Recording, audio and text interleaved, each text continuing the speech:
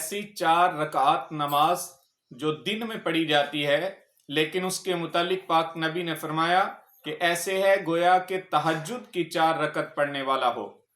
جبکہ دوسری جگہ حدیث میں یہ فرمایا گیا یہ وہ نماز ہے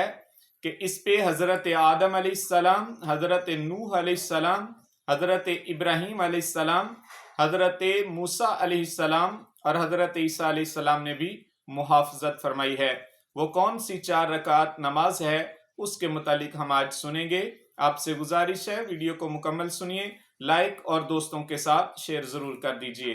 تو چلیے پاک نبی صلی اللہ علیہ وسلم کی احادیث سنتے ہیں ایسی نماز کے متعلق جو دن میں پڑھی جاتی ہے، لیکن اللہ کے نبی نے اس کو تہجد کی طرح فرمایا، اور ان برگزیدہ نبیوں نے بھی اس نماز پہ محافظت فرمائی۔ تو حضرت سیدنا ثوبان رضی اللہ تعالیٰ عنہ سے روایت ہے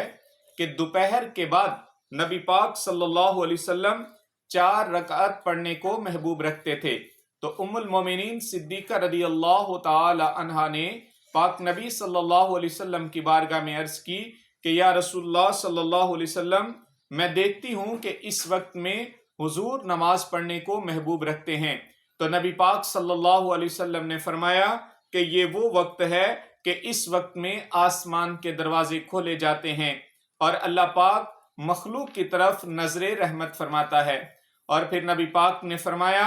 کہ اس نماز پر آدم علیہ السلام، نوح علیہ السلام، حضرت ابراہیم علیہ السلام، حضرت موسیٰ علیہ السلام اور حضرت عیسیٰ علیہ السلام نے بھی محافظت فرمائی ہے، یعنی اس کی پابندی فرمائی ہے۔ جبکہ دوسری حدیث میں امام طبرانی نے جو حضرت براء بن عازب رضی اللہ تعالی عنہ سے نقل کی ہے، آپ بیان کرتے ہیں کہ رسول اللہ صلی اللہ علیہ وسلم نے فرمایا جس نے ظہر سے پہلے 4 رکعت نماز پڑھی گویا اس طرح ہے کہ وہ تہجد کی 4 رکعت پڑھنے والا ہو، اور جس نے عشاء کے بعد 4 رکعت پڑھی گویا وہ شب قدر میں 4 رکعت پڑھنے والا ہے۔ تو یہ جو دن کی 4 رکعت کی نماز ہے یہ ظہر کی نماز سے پہلے پڑھی جانے والی سنتیں ہیں، یعنی ظہر کی سنتوں کی اس قدر فضیلت ہے۔ جبکہ امام ابن ماجہ انہوں نے حضرت سیدنا ابو ایوب انصاری رضی اللہ تعالی عنہ سے یہ روایت نقل کی ہے کہ رسول اللہ صلی اللہ علیہ وسلم نے فرمایا کہ ظہر سے پہلے ایسی 4 رکعتیں کہ جن میں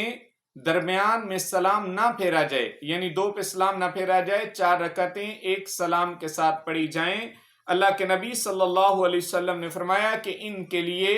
آسمان کے دروازے کھولے جاتے ہیں۔ تو ظہر کی سنتوں کی بڑی فضیلت ہے، اس لیے کوشش کریں کہ جو بھی نماز کا وقت مقرر ہو اس سے پہلے تشریف لا کے اطمینان کے ساتھ ظہر کی 4 رکعات سنت فرض نماز سے پہلے ادا کریں، اور اس کے بعد فرض نماز کو بھی پابندی کے ساتھ ادا کریں۔ اللہ پاک ہم سب کو یہ فضیلتیں عطا فرمائے اور ہم سب کو پابندی کرنے کی سعادت نصیب فرمائے، آمین۔ اللہ پاک ہم سب کا حامی و ناصر ہو۔